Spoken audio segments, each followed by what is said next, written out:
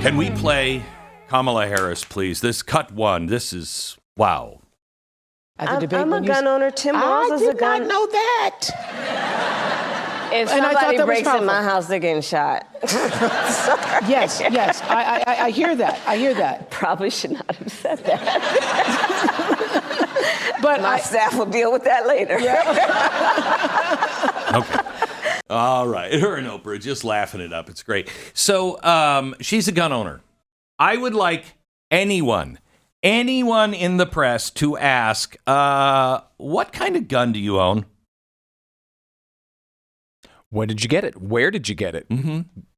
What gun store did you purchase it from? Yeah. For when example, was the last time you went to the range? You know what I mean? Mm-hmm. I would. I'd love to know that question because she's the exact kind of person you don't want to own a gun.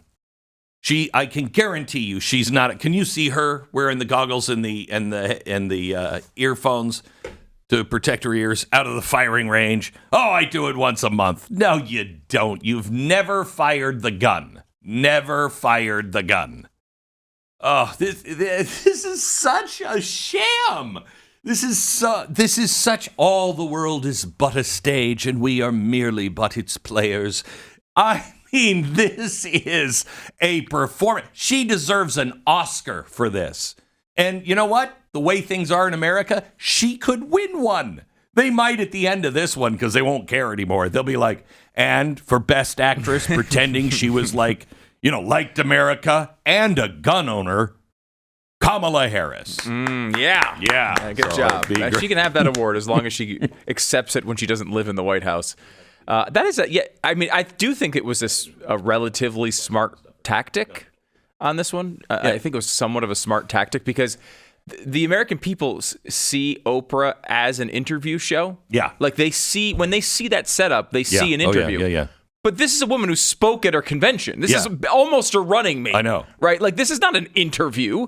And the good thing about having this setup, and I think this is why I think it's smart, is, look, Kamala Harris had some bad moments in that interview, absolutely.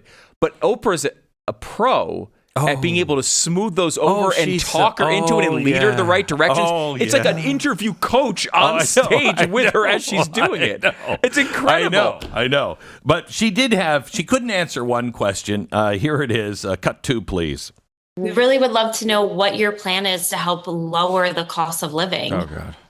Yeah. First of all, thank you both for being here. Please don't say it. Yours is say aspirations, please. a story I hear around the country as I travel. And say it.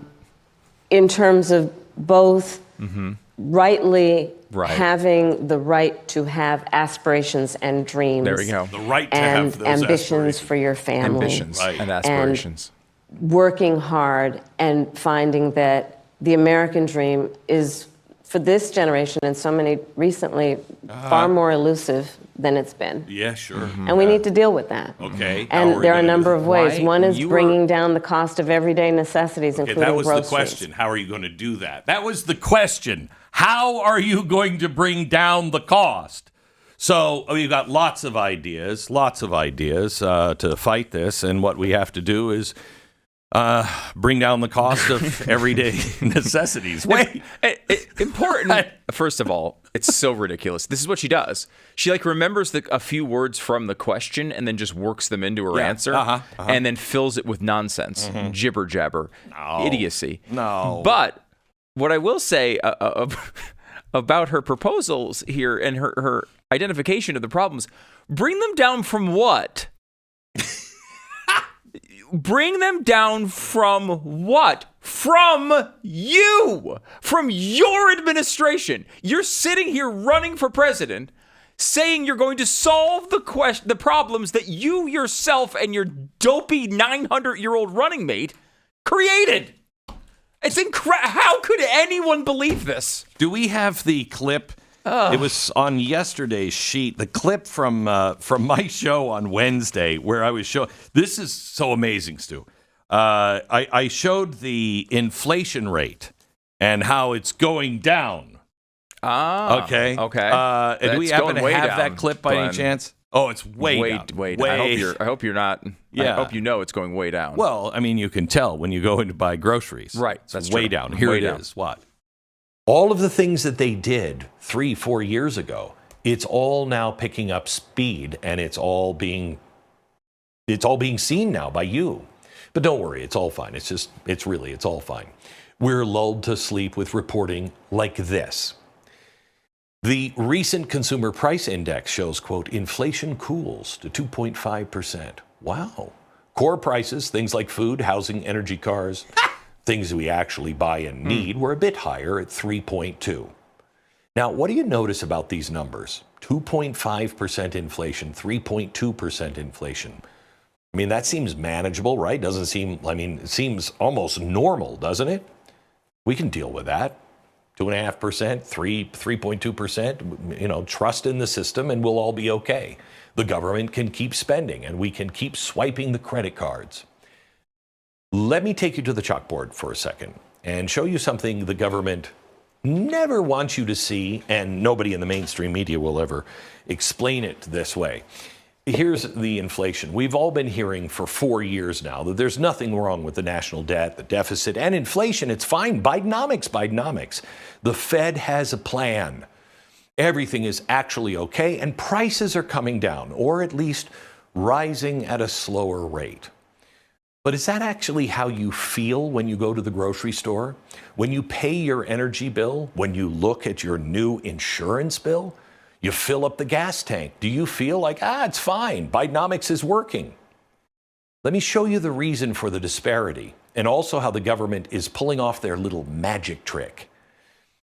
Let me show you this part of the chalkboard. I'm going to start here. It reflects the consumer price index from 23 to the end of 2024.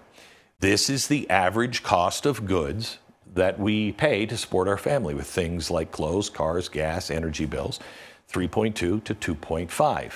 You can see that there is a gradual increase from last year, but then boom, right at the tail end of 2024, like right now, during the election, isn't that weird? You can see that cooling comes down. Wow, it's working. Bidenomics is working. That's really not that big of a change. I mean, if this is where we were, how come, why is it so hard to make ends meet? Why are credit cards all maxed to the limit? While we're arguing over the numbers like 2.5 and 3.2 month to month, let me show you the actual chart. See, that was just 1 year. Let me take you all the way back to 1950. This is 1950. Here's 2020. This is Trump. And this is the inflation that we had from Biden and Harris. The government wants you to focus on this, okay? But let me just show you. This right here, that is this. It's this little tiny I area. don't know if you can zoom in enough. Sliver. Can't even notice it. Yeah. If you slide down, it's that big. I mean, that is, when you look at the actual chart, down from what is the question? Down from what? Yeah. It's down from all-time highs that they are responsible for. Yep. They're bragging about bringing a slight decrease from a historic increase that's their responsibility. And they're saying, elect us because we'll do slightly better than the worst of all time, which was also us. But don't worry, because she'll allow you to have a gun in your house. Because if anybody comes into her house, she's going to, it won't be her. No. It will be Secret Service. But you can have a gun. And I want to know how many rounds in your clip? Right. How many rounds do you have? Do you have a 6-shooter, a 7, a 10, a 12, a 20? What do you have in that clip? Because that's exactly how she would refer to it.